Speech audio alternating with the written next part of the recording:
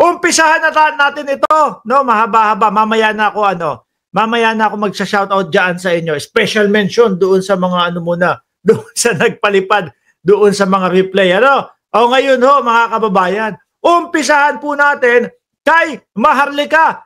Mga kakamping, pinapanawagan kayo ni Maharlika. Sumapi na daw kayo sa kanila.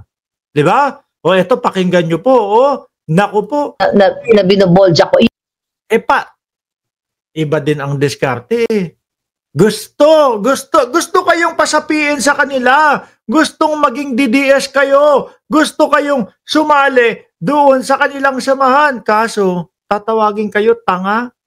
Tatawagin kayo pa yung ano daw. Kayo pa daw ho, mga kakamping, yung natutulog sa pansitan at hindi makaintindi. Grabe itong mga ito. O, pakinggan nyo mga bossing. Nandyan na po si Oms S. O, Maharlika, banat! Yung mga sumusuporta sa Pinklawan at dito sa Nakbayan, mag-isip-isip kayo. Actually, lagi ko sinasabi, hindi tayo magkalaban. Para tayong biktima dito. Hindi naman daw po kayo magkalaban. Saglit lang, Maharlika, baka nakakalimutan mo. Nasukang-suka yung mga DDS, nasukang-suka yung mga kakamping doon sa mga DDS. At yan ay pawang katotohanan lang ho. No? Siguro nga ho, kung merong kakampihan ang mga kakamping, no, na partido, pinakahuli po, o baka sabi, matigok na lang kami kaysa kumampi kami diyan sa mga ano na yan, sa mga DDS na yan. Tinatawag nga kayo nitong mga mahina ang ulo. Paano kayo naman talaga ang totoong tutulog-tulog at kayo ang totoong mga bulag? Di po ba? Lalong-lalo na yung mga supporter ninyo. Sabi ni S, nang uuto na naman si Maharlika. Hehe daw. Totoo. Mang-uuto pero tatawagin niya yung mga kakampik ng tanga daw po. Na nilalaban, na binobolja ko, yung mga politiko nakikinabang. Hindi naman daw kayo. Yan partida na sabi ni Maharlika. Hindi naman daw yung mga supporter, kundi yung mga politiko. Niniwala kayo? Papauto ba kayo? Kayo mga Pinklawan na pumuprotekta sa kanila, kayo ang biktima dito. Biktima daw kayo. Sabi ni PT, pabati naman Mark. Shout out kayo sa'yo at kay Ma'am Chris Rose at kay Joel Q at si Maria Kaliwara. Kita ninyo, bakit si Marcos pa rin? Di ba galit na galit kayo, Pinklawan? Yellowish o mga kultong dilaw? Dati. No? Nung panahon, mga kababayan, alam niyo po, nung panahon, nung election, talagang grabe, makipagbardagulan ang mga kakamping. Grabe talaga bumanat ang mga kakamping kay Pangulong Bongbong Marcos. Nandiyan niya, sila nga yung nagpauso nung drug test. Kaya lang, ang kaibahan ng kakamping sa mga DDS, mga bossing, yung mga kakamping po, nung simula po na naihalal, nailuklok at sinuportahan ng majority ng mamamayang Pilipino si Pangulong Bongbong Marcos, tinanggap po nila ng maluwag yung pagkakapanalo, humintuho agad sila. Wala nang cheche-boreche. Sige, tignan natin kung ano ang kalidad ng isang Marcos Jr. Ganun sila eto, nakikita nila, magaganda at maaayos ang layunin ng Pangulo. Sorry kayo. Kaya ngayon, hindi sila galit. Kaya ngayon, isa din sila sa sumusuporta kay Pangulong Bongbong Marcos. At yan ang tunay na makabayan. Ganyan mga bossing. Yung tipo bang, dati kalaban mo, kaso nakita mo, okay pala, maayos pala. Maganda pala talaga ang hangarin para sa mamamayang Pilipino at sa bayang Pilipinas. Suportahan ko to. Diba Tommy ng Cereza Force at Caroline Makino at Jolie Requesto? Ganyan ang mga kakamping. Hindi ko sila ay nasa opposition, hindi sila susuporta pagka maganda ang ginagawa ng Pangulo. Hindi.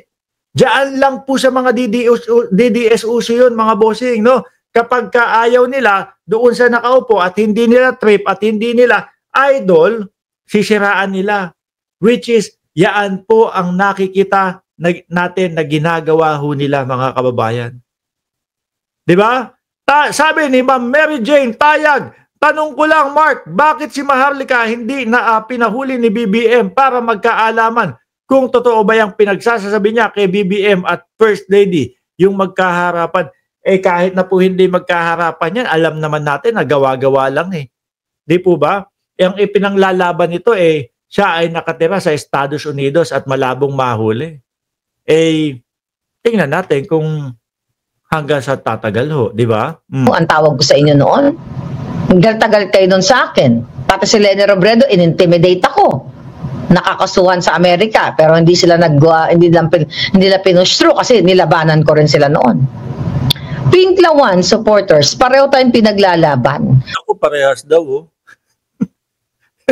Yung hindi yung mga kakamping po, in fairness, pagkatapos po magpa-drug test ni Pangulong Bongbong Marcos ng 2 beses nung panahon po ng eleksyon at pagkatapos na manalo ni Pangulong Bongbong Marcos, tumahimik na ho sila. No? Ang ginawa nila, nagmatsyag, nagmasid. Tinignan nila kung ano ang kalidad ng isang Bongbong Marcos. Ngayon, nakikita nila, okay, maayos. No? At may paninindigan para sa ating bayan. So sorry kayo, mahihirapan kayo dyan. Di ba? Ralis Carlenga at Ma'am Josepa Oliva? Oh. Para sa bayan natin. Pero ang problema, magkaiba tayo dahil bulag kayo. Naku po, ayan. Hinihimok mo, gusto mo makuha ang simpatya tapos biglang babanatan mo, bulag kayo. Di po ba? Sabi ni Kadugay Vlog, anong pareha tayo, Maharlika, gawa, tinitingnan namin, di gaya mo, puro dada. At sila gagawa talaga ng paninira para lang mapabagsak ang gobyerno ng Pilipinas at si Pangulong Bongbong Marcos. Yan po ang kanilang tunay na ginagawa. Di ba, Shiro Kansaki at Virgie Badiola? Ako, dati ako Marcos supporters, pero nagising ako, pero kayo nanatili kayong bulag. O bakit? Siguro dahil yung napapabalita na hindi ka nabigyan ng posisyon. Kasi si Pangulong Bongbong Marcos, mga kababayan, yung talagang straight to the point, no? Siguro, nung mga panahon ng election, sige, kung kakayanin mo ba naman, kung papasa ka naman ba di ba? Walang problema, bigyan kita ng posisyon. Ganun siguro. Pero nung nakita na, nagkaalaman na, subukan mo nga ito, o ganito, ganyan, hindi huubra. Bagsak, pasensya na. Hindi pwede. Dahil ang mamamayang Pilipino at ang bayang Pilipinas ang nakataya dito. Di ba? Ako, nanatili akong gising. Pareho tayong pinaglalaban para sa bayan. Para panagutin itong mga hinayupak na to. Pero kayo, hanggang ngayon, idol nyo pa rin si Saba de Lima na lumantang. Sandali lang nagkaroon ng kaso si dating Senador de Lima na ngayon ay congressman. Pero ano sinabi ng korte? Lusot. Di ba? Ano sinabi ng korte? Acquitted. Hindi ba pwede natin irespeto iyon?